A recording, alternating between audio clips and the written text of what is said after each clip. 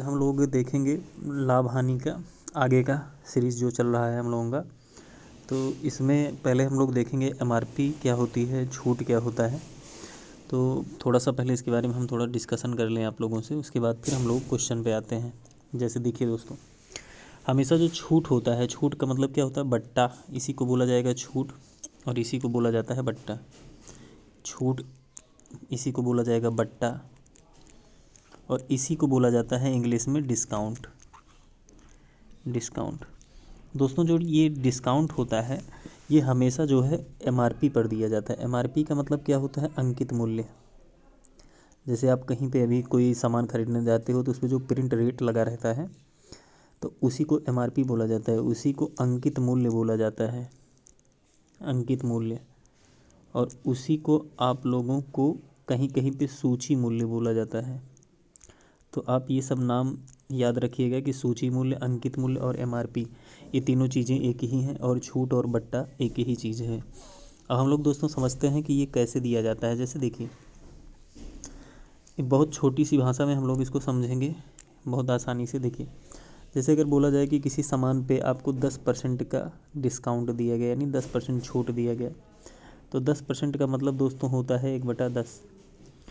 इसका मतलब ये है कि अगर उस पर एमआरपी लगी थी 10 की तो 1 का छूट दिया गया और आपको, और बेचा कितने में गया है, 9 में। ठीक, चलिए हम लोग इसको दोबारा और अच्छे से समझते हैं।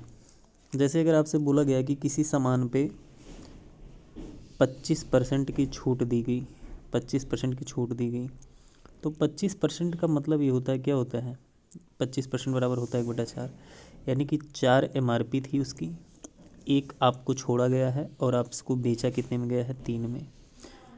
ठीक है दोस्तों, तो उम्मीद करते हैं कि आपको पॉइंट, ये चीज़ें समझ में आ रही होंगी और बाकी चीज़ें हम लोग क्वेश्चन के हिसाब से देखते हैं। जैसे पहला सवाल आपकी स्क्रीन पर है, एक दुकानदार किसी वस्तु के अंकित मूल्य पर 20% का छूट देकर उसे कितने में बेचता है, 96 रुपये में।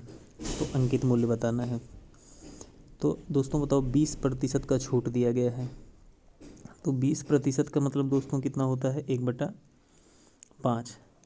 यानी कि एमआरपी 5 की थी तो 1 का छूट दिया गया और उसको बेचा कितने में गया है, 4 में। लेकिन सवाल में दिया गया है 4 में नहीं बेचा गया है, उसको बेचा गया है 96 में। यानी कितना गुना ज़्यादा, 4 दूनी 8, 4 चौक 16। तो इसका मतलब उस पर एमआरपी जो लगी थी वो भी 5 ना होके 24 गुना ज़्यादा, यानी कितना हो जाएगा, 5 चौक 20 के 0 हासिल 2, 5 दूनी 10, 2 12।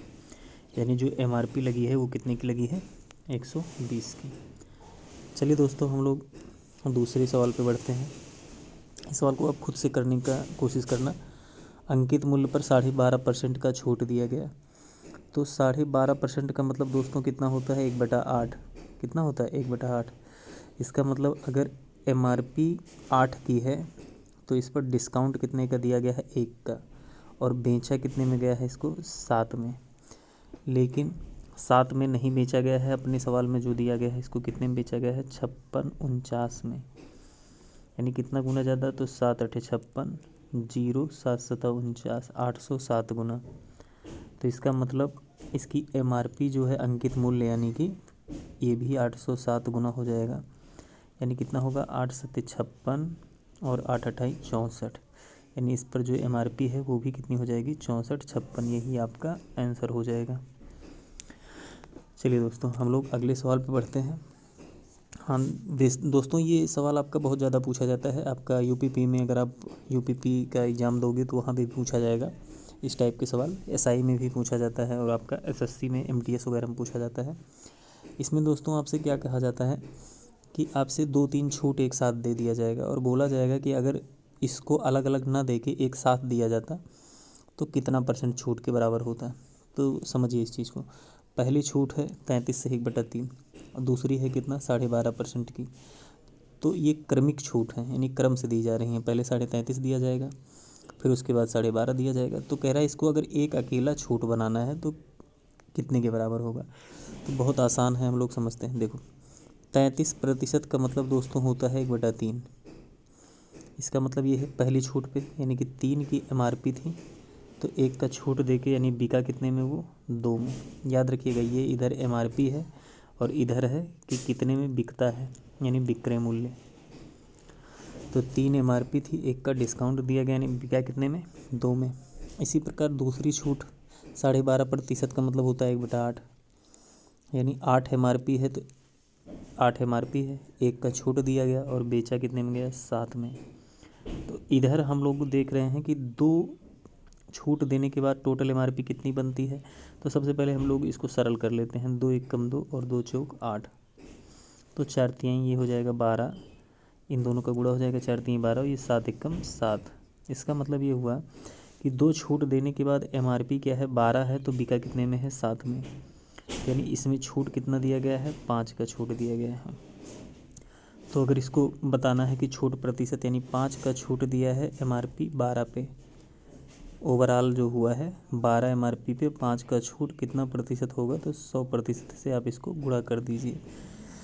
तो दोस्तों हम लोग इसको सॉल्व करना आगे सॉल्व करते हैं, तो ये हो जाएगा 500/12%। कितना हो जाएगा ये, 500/12%।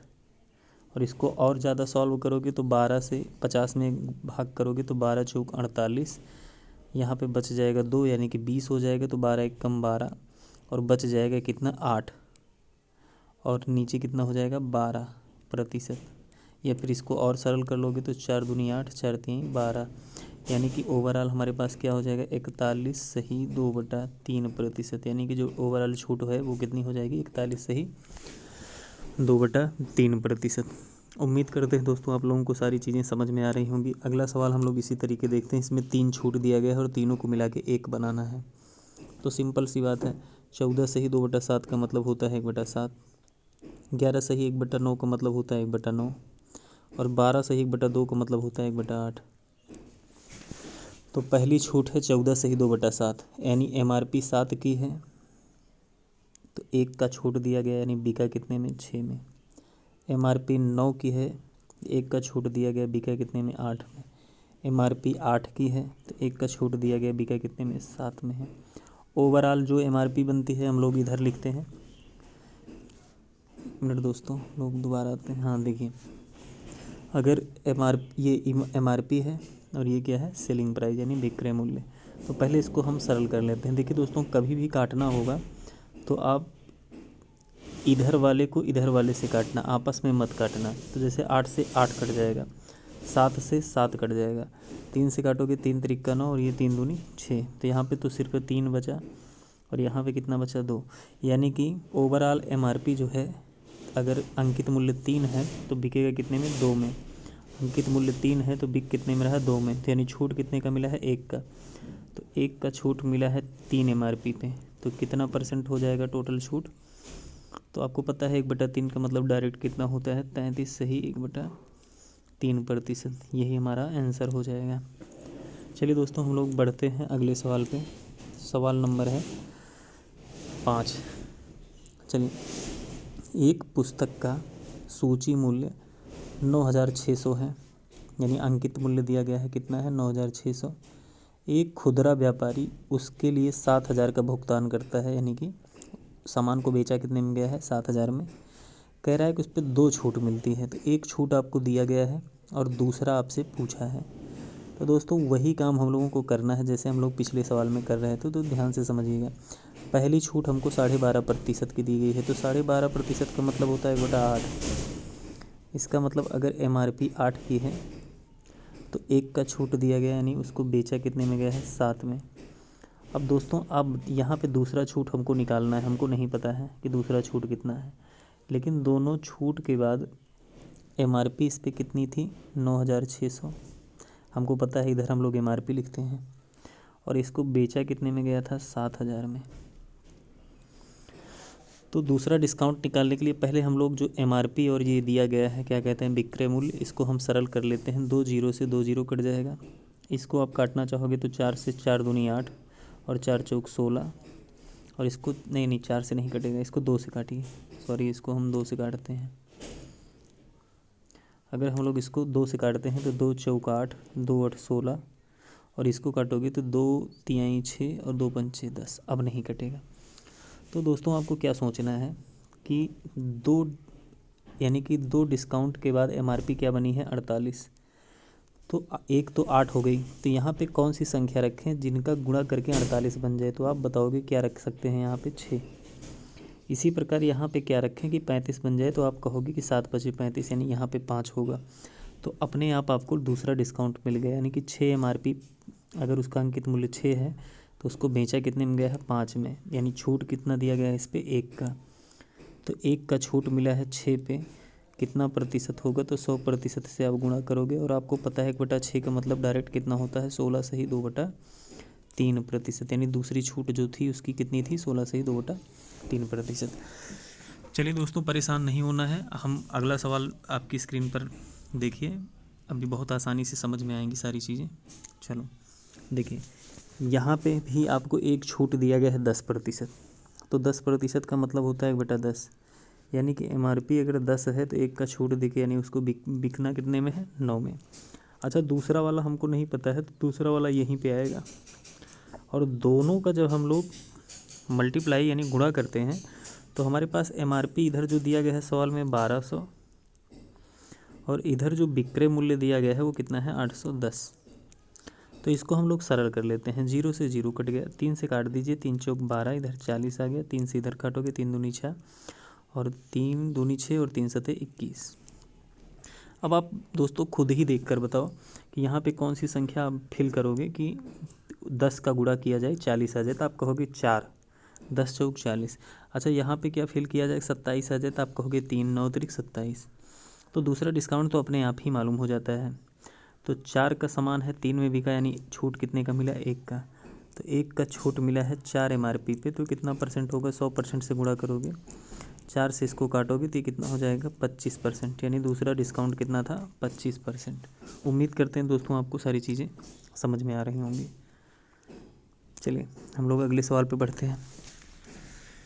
एक व्यापारी अपने माल का मूल्य उसके क्रय मूल्य से 25% अधिक निश्चित करता है और उस पर नकद भुगतान के लिए 10% छूट देता है, तथा अनुसार उसका लाभ प्रतिशत क्या होगा, तथा ये सब करने के बाद उसका लाभ बताना है। तो दोस्तों ये सब सवाल जब आते हैं तो हम लोग 100 मानकर आसानी से लगा लेते हैं, क्योंकि इसमें कोई लॉजिक नहीं होता है। सिंपल सा आप समझोगे तो आपको चीज़ें समझ में आएंगी। ये किसी टाइप पर नहीं आधारित होते हैं। जैसे कोई व्यापारी है, वह अपने माल का जो मूल्य है क्रय मूल्य से कितना ज़्यादा लगा रहा है? 25%। तो अगर हम लोग क्रय मूल्य मान लें 100 रुपये था, तो उस पर जो अंकित कर रहा है 25% ज़्यादा, यानी कि उस पर जो प्रिंट करेगा वो कितने का करेगा? 125 का। अब कह रहा है कि अगर नकद भुगतान किया जाता है तो उस पर 10% छूट देता है, यानी कि अगर आप नगद पैसा भुगतान करोगे तो जो MRP लगाया है इस पर 10% की छूट देगा। तो दोस्तों आप एक चीज़ बताओ, अगर 10% की इस पर छूट देता है तो इसको बेचेगा कितने में भाई? 10% छूट देकर। तो 125 है, तो 10% छूट देने का मतलब इसको 90% में बेच देगा। तो 90% का मतलब है 90/100। 25 से काटोगे, 25 पंचे 125, 25 चौका 100, और अगर इसको और हम लोग काटना चाहेंगे तो 2 दूनी 4, और इसको काटोगे तो कितना हो जाएगा? 45। तो 45 गुणे 5, यानी 25 के 5 हासिल 2, 5 चौक 20, 2 22, 225/2, यानी कि 112.5, यानी इसको बेचेगा कितने में? 112.5 में। तो आप बताओ, अगर क्रय मूल्य 100 रुपये था, 112.5 में बेच दिया गया, तो इसका मतलब इस 100 पे कितने का फ़ायदा हो गया? 12.5 का। और 100 पे 12.5 का मतलब क्या होता है? 12.5% होता है। तो इसका मतलब इस पर जो इसको लाभ होगा वो कितने प्रतिशत का होगा? 12.5% का। चलिए दोस्तों हम लोग अगले सवाल पे बढ़ते हैं। दोस्तों ये सवाल बहुत ही इम्पोर्टेंट सवाल है। इस टाइप के सवाल को आपको बहुत आराम से समझना है। बहुत ज़्यादा आपका पेपर में पूछा जाता है इस टाइप का सवाल। तो दोस्तों चलो इसके लिए मैं आपको एक जुगाड़ बताता हूँ। आप ध्यान से समझिएगा, जीवन में आपका सवाल गलत नहीं होगा। देखिए कभी भी दोस्तों ये जो लाभ हानि का सवाल बनता है ये हमेशा क्रय मूल्य और अंकित मूल्य ये दोनों साथ ही साथ आते हैं।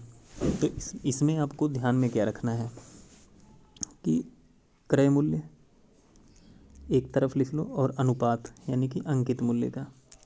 तो इन दोनों का जो अनुपात होता है हमेशा, देखिए क्रय मूल्य है तो 100 माइनस इसके साथ आएगा डिस्काउंट, अभी मैं समझा रहा हूँ, और इसके साथ आएगा 100 प्लस प्रॉफिट यानी कि लाभ, ये होता है। यहाँ पे प्रतिशत भी रहता है, लेकिन अनुपात लगाओगे तो प्रतिशत तो कट ही जाएगा, तो कोई मतलब नहीं है। तो दोस्तों याद करने का तरीका है, देखिए क्रय मूल्य और अंकित मूल्य का जो अनुपात होता है ये उल्टा होता है। उल्टा का मतलब क्या है, देखो हमेशा क्रय मूल्य के साथ लाभ आता है और अंकित मूल्य के साथ डिस्काउंट आता है, लेकिन जब भी क्रय और अंकित का अनुपात होगा तो डिस्काउंट क्रय के साथ हो जाता है और प्रॉफिट जो है वो अंकित के साथ हो जाता है। ठीक, तो देखिए डिस्काउंट आएगा तो ये माइनस लेके आएगा, क्योंकि छूट दिया जाता है तो माइनस होता है, प्रॉफिट आता है तो आपको प्लस में देता है। तो हमेशा ये तो याद ही हो जाएगा, प्रॉफिट के साथ क्या होगा प्लस और डिस्काउंट के साथ क्या होगा माइनस। इसी पे आपको रख देना है। तो जैसे सवाल में हम लोग देखते हैं दुकानदार 20% का बट्टा देता है, तो 100 माइनस 20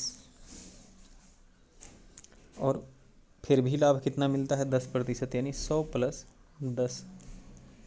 तो यानी इन दोनों का अनुपात जो हो जाएगा वो कितना हो जाएगा दोस्तों 80 अनुपात 110। 0 से 0 कट गया, यानी आपका आंसर कितना हो जाएगा 8:11। इसको 2-3 तरीके से किया जा सकता है दोस्तों।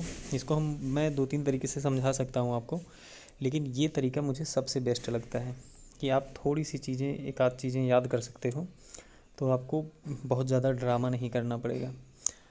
तो एक दूसरा तरीका मैं आपको समझा दे रहा हूँ फ़िलहाल, लेकिन करना आपको ऐसे ही है। तो एक तरीका मैं और बता दे रहा हूँ आपको, तो आप उस तरीके से भी कर सकते हो, लेकिन करना इसी तरीके से है। आगे के सवाल मैं इसी तरीके से बताऊँगा। तो देखिए एक तरीका ये होता है कि दुकानदार 20% का बट्टा देता है। तो 20% बट्टा देने का मतलब क्या होता है, 20% का मतलब होता है 1/5, यानी कि MRP अगर 5 की है तो 1 का छूट देगा और इसको बेचेगा कितने में, सेलिंग प्राइस यानी कितना हो जाएगा 4 हो जाएगा, पहला कंडीशन। दूसरी चीज़, फिर भी 10% का लाभ होता है। 10% का मतलब क्या हुआ 1/10, तो लाभ के साथ तो क्रय है, तो यानी अगर क्रय मूल्य 10 है तो इसका बेचेगा कितना, यानी सेलिंग प्राइस क्या हो जाएगा इसका 10×1=11 हो जाएगा। अब दोस्तों यहाँ से ही आपको दोनों समीकरण को बराबर करना है। देखिए एक ही समान है उसका सेलिंग प्राइस यहाँ पे 4 आया है और एक ही समान है यहाँ पे सेलिंग प्राइस 11 आया है, तो इन दोनों को बराबर कर लीजिए। तो ये 11 है तो 11 का गुणा यहाँ पे कर दो दोनों साइड में, और 4 यहाँ पे था तो 4 का गुणा यहाँ कर दो। तो आप यहाँ पे देखोगे कि MRP कितना हो जाएगा 11×5=55, और यहाँ पे जो इसका क्रय मूल्य कितना है 10×4=40, कितना हो जाएगा 40। तो आप क्रय मूल्य और अंकित मूल्य का अनुपात बना सकते हो, यानी कि 40:55। तो 5 से काटोगे तो 5×8=40 और 5 से काटोगे तो ये कितना हो जाएगा 11। तो वही आपका आंसर दोबारा आ जाएगा 8:11। लेकिन ये इतना ड्रामा करने की ज़रूरत आपको नहीं है, तो हम लोग वही पुराने तरीके से ही सवाल को सॉल्व करेंगे। चलिए देखिए अगला सवाल हम लोग देखते हैं। देखिए यहाँ पे हो गया क्रय और इधर हो गया अंकित, तो क्रय के साथ आएगा डिस्काउंट और डिस्काउंट आएगा तो माइनस लेके आएगा। तो दुकानदार ने 30% का बट्टा दिया, तो 100 माइनस 30 अनुपात 20% का लाभ हुआ, तो 100 प्लस 20, तो ये हो गया 70 और ये हो गया 120, और इसको हमने सरल किया तो आपका अनुपात कितना आया 7:12। यही आपका आंसर हो गया। देखो दोस्तों कितना आसानी से हम लोग कर सकते हैं इस सवाल को। चलिए हम लोग अगले सवाल पे बढ़ते हैं। देखिए दोस्तों एक बार पिछला सवाल हम लोग फिर से देखते हैं, ध्यान से समझिएगा हमारी बात को। देखिए यहाँ पे दोस्तों जब भी प्रतिशत आपके सामने ऐसा आता है कि 30% है, 10% है, 5% है या 20% है, तो इसको हम लोग 100%, यानी 100% होता है लेकिन 100 में से हम लोग माइनस करते हैं। लेकिन अगर कहीं पे आपके सामने ऐसा परसेंटेज आता है कि 12.5%, 10.5% ऐसे कुछ आएगा, तो इसके मान को रख कर हम लोग 1 में से माइनस करते हैं। जैसे देखिए अगला सवाल है, तो इसको हम 100 में से नहीं घटाते हैं। आज समझिएगा वही काम है लेकिन थोड़ा सा आपको दिमाग लगाना है। जैसे क्रय और अंकित, इसका अनुपात कैसे निकलेगा देखिए। तो यहाँ पे जब ये प्रतिशत आपका ऊटपटांग आ गया, तो दुकानदार 12.5% का बट्टा देता है, तो 12.5% का मान क्या होता है 1/8। तो यहाँ पे हम लोग करेंगे 1 - 1/8। 37.5% का लाभ होता है, तो 37.5% बराबर कितना होता है 3/8। तो 1 + 3/8 ऐसे हम सॉल्व करते हैं। तो 8 एकम 8, 8 में से 1 गया कितना हो जाएगा 7/8। और यहाँ पे 8 एकम 8, 8 3 11/8। तो 8 से 8 कट गया, तो इन दोनों का जो अनुपात आएगा वो कितना आएगा 7/11 आएगा। चलिए दोस्तों, हम लोग अगले सवाल पे बढ़ते हैं। अगला सवाल है हमारे आपके सामने कि वही चीज़ है, 11 से 1/9% का बट्टा देता है। तो यहाँ पे हम लोग करें और उसका अंकित मूल्य, इन दोनों का अनुपात निकालना है, यही हमको निकालना है। तो ध्यान से समझिए, बट्टा दिया है 11 से 1/9 का, तो 11 से 1/9 का मतलब कितना होता है 1/9, यानी इसको हम 1 - 1/9 कर देंगे, क्योंकि डिस्काउंट है तो घटेगा अनुपात। 33 से 1/3 का मतलब कितना होता है 1/3, यानी 1 + 1/3। इसी को हम लोग सॉल्व कर लेते हैं। तो 9 एकम 9 में से 1 गया कितना हो जाएगा 8/9। और यहाँ पे 3 एकम 3 1 4/3। तो 3 से काट दो, 3 3 का 9, और 3 का और इसको काटोगे तो 4 दूनी 8, यानी हमारे पास आ जाएगा इधर 2/3 अनुपात, और इधर आएगा 1, तो 3 इधर चला जाएगा, तो यानी 2:3। तो हमारा आंसर कितना हो जाएगा इसका 2:3। चलिए दोस्तों, हम लोग अगले सवाल पे बढ़ते हैं। अब देखिए दोस्तों, अनुपात भी पूछता है, तो अनुपात तो हम लोग पिछले वाले सवाल में देख लिए, लेकिन अनुपात के बाद एक स्टेप और बढ़ा सकता है कि छूट दिया और 20% का लाभ मिला इसको, तो अंकित मूल्य क्या होगा अगर उसका लागत मूल्य यानी क्रय मूल्य 450 है। तो कुछ नहीं करना, वही एक स्टेप आपको आगे बढ़ जाना है। जैसे देखिए, क्रय मूल्य और अंकित मूल्य, इन दोनों का अनुपात क्या है। देखो, अब देखो 10% और 20%, ये नॉर्मल प्रतिशत है, तो इसको हम 100 में से घटाएंगे। तो 10% का छूट देता है, तो 100 - 10 यानी कितना हो जाएगा 90। 20% का लाभ होता है, तो 100 + 20 यानी कि 120। इसको सरल करोगे 0 से 0 कट जाएगा, 3 3 का 9, 3 4 12। तो दोस्तों, अगर सिर्फ अनुपात पूछा होता तो हमारा आंसर तो यहीं सही हो जाता है, लेकिन थोड़ा सा एक स्टेप आगे दे दिया है। कह रहा है कि उसका क्रय मूल्य बताओ, अगर अंकित मूल्य बताओ अगर क्रय मूल्य क्या है 450 है, तो यानी क्रय मूल्य 3 नहीं है, कितना है 450, यानी कितना गुना ज़्यादा, तो 3 एकम 3 × 5 = 15, यानी कि 150 गुना। तो अंकित मूल्य भी इसका 150 गुना हो जाएगा, तो यानी कि कितना हो जाएगा 4 का 150 यानी कि 600 रुपये।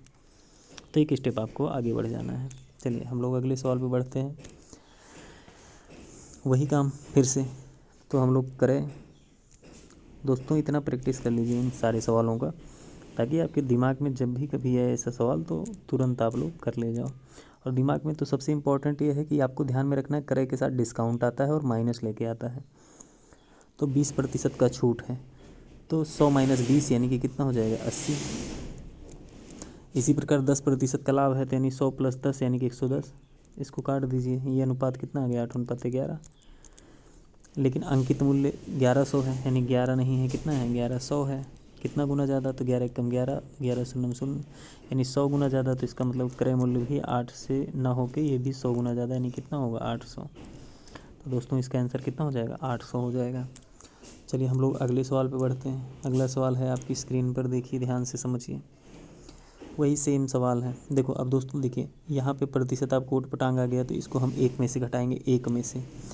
और जब इसको 1 में से घटाना है, तो इसको भी हम प्रतिशत में बदल के यानी 1 में से ही घटाना पड़ेगा। तो समझिए, जैसे क्रय मूल्य है अनुपात और अंकित मूल्य का अनुपात, तो 100 - डिस्काउंट, डिस्काउंट है 12.5%, और 12.5% का मतलब दोस्तों कितना होता है 1/8 होता है, यानी 1 - 1/8। फिर वही चीज़ 20% का मतलब 1/5 होता है, तो 1 + 1/5। अब इसको आप सॉल्व कर लो, 8 एकम 8 -1 यानी 7/8 हो जाएगा इधर, और इधर कितना हो जाएगा 5 एकम 5 1 6/5 हो जाएगा। ठीक दोस्तों, अब समझिए 5 एकम 5 1 6, यानी इसका हम गुणा कर देंगे तो 5 से, ये देखिए ये तिरछा गुणा हो जाएगा, अनुपात है ऐसे, तो 7 × 5 = 35 अनुपात है 8 × 48, यानी क्रय मूल्य 35 है, तो अंकित मूल्य कितना है 48। लेकिन अंकित मूल्य बताना है, क्रय मूल्य दिया गया है 210, तो यानी क्रय मूल्य 35 नहीं है, कितना है 210। कितना गुना ज़्यादा है दोस्तों 5 गुना, 5 गुना नहीं 6 गुना है, 6 गुना होगा, 6 पंचे 30, 0 हासिल, हाँ 6 गुना है। तो इसका मतलब इसका अंकित मूल्य भी 48 ना होकर 6 गुना हो जाएगा। तो 6 अठे 48 के 8 हासिल 4, 6 चौक 24, 4 28, यानी कि इसका अंकित मूल्य कितना हो जाएगा 288। चलिए दोस्तों हम लोग अगले सवाल पे बढ़ते हैं। ये सवाल दोस्तों आप स्क्रीनशॉट ले लीजिए और इस सवाल को आप खुद से करने का कोशिश करिएगा और आंसर आप कमेंट बॉक्स में ज़रूर करिएगा कि इस सवाल का आंसर कितना आया है। ठीक है, सेम तरीके का सवाल है। इसका मान तो आपको पता है 1/7 होता है और इसका मान कितना है 1/11। अब आप लगाइएगा खुद से। चलिए दोस्तों हम लोग अगले सवाल पे बढ़ते हैं। अगला सवाल है आपके सामने स्क्रीन पर कि अंकित मूल्य 480 है, दुकानदार ने इस पर 10% का छूट दिया के बावजूद 8% का लाभ कमाता है। अगर कोई छूट न दे तो कितना प्रतिशत का मुनाफा होगा। तो दोस्तों देखिए, जब भी सवाल में ऐसा आता है कि छूट देने के बाद भी इतना लाभ कमाता है तो वही हम लोग का अनुपात बनता है, क्रय अनुपात MRP यानी कि अंकित। तो 100 माइनस करें यानी कि 90 हो जाएगा, 100 माइनस 10 करोगे और लाभ कितना होता है 8%, यानी 100 + 8 यानी कि 108। इसको काट दीजिए तो ये कितना हो जाएगा, 2 से काटोगे तो ये 45 होगा, 2 से काटोगे 2 पंचे 10, 2 चौक 8, 54 हो जाएगा। और 3 से ये कट जाएगा, 3 एक कम 3 और 3 पचे 15 और इसको काटोगे तो 3 कम 3, 3 8 24, ये तो कटता जा रहा है। 3 पचे 15, 3 छक 18, यानी कि कितना हो गया देख लीजिए एक बार, ट्राई करते हैं फिर से, कहीं पे गलत तो नहीं हुआ है। दुकानदार ने 10% छूट दिया तो ये 90 हो गया और 8% का लाभ कमाता 108 हो गया। 2 से काटोगे तो 45 होगा, 2 पंचे 10 और 2 चौक 8, फिर इसको 3 से काटोगे 3 एकम 3 पचे 15, 3 एकम 3 8 24, 3 पचे 15 और 3 छक 18, सही है। तो दोस्तों देखिए क्रय मूल्य कितना आ गया 5 आ गया और अंकित मूल्य कितना है 6 है, इन दोनों का अनुपात आ गया। तो कह रहा है कि अगर कोई छूट न दिया जाए, यानी कि जितना अंकित मूल्य है उतने में बेच दिया जाए तो कितना फ़ायदा होगा। यानी कि 5 का समान है, अगर अंकित मूल्य 6 है तो 6 में ही बेच दिया जाए। सवाल का मतलब समझो, कह रहा है कि अगर अंकित मूल्य पर ही बेच दिया जाए, कोई छूट न दिया जाए, यानी 5 का सामान 6 में ही बेच दिया जाए, तो भाई कितने का प्रॉफिट होगा, तो 1 का प्रॉफिट हो जाएगा। 1 का प्रॉफिट होगा 5 पे, तो कितना प्रतिशत होगा, 100% से गुणा कर दीजिए, कितना हो जाएगा 5 दूनी 10 और ये कितना हो जाएगा 20%। तो आपका आंसर दोस्तों कितना हो जाएगा 20%। चलिए हम लोग दोस्तों अगले सवाल पे बढ़ते हैं। अगला सवाल देखिए। अच्छा दोस्तों आपने एक चीज़ नोटिस किया होगा कि हमने 480 का यूज नहीं किया इस सवाल में। 480 की ज़रूरत ही नहीं है। अगर आप बेसिक से लगाना चाहोगे एकदम शुरू से कि 480 MRP है तो 10% छूट दिया गया, यानी कितने में बेचा जाएगा, तो इसके 90% में, फिर 90% बेचने पर भी 8% का लाभ होता है, तो यानी कि जो 90% की वैल्यू आएगी उसको 108 बनाओगे तो 108 से फिर 100% पे आओगे। तो अगर बेसिक से करोगे तब इसकी ज़रूरत पड़ेगी। जैसे ये सवाल है, इसमें भी इसकी कोई ज़रूरत नहीं है। सिर्फ आपको देखना है कि क्रय मूल्य और अंकित मूल्य इन दोनों का अनुपात क्या होगा। 30% का छूट है तो 100 में से 30 गया यानी कि 70 और 10% का लाभ है यानी 100 + 10 यानी कि 110। इसको काट दो यानी कितना हो जाएगा 7:11।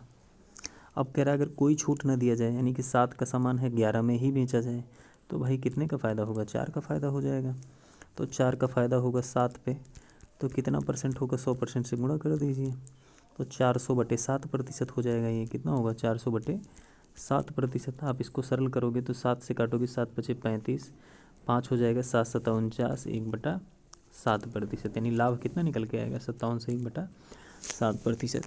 दोस्तों आप लोग बताइएगा कमेंट करके कि आपको वीडियो कैसा लगा। धन्यवाद।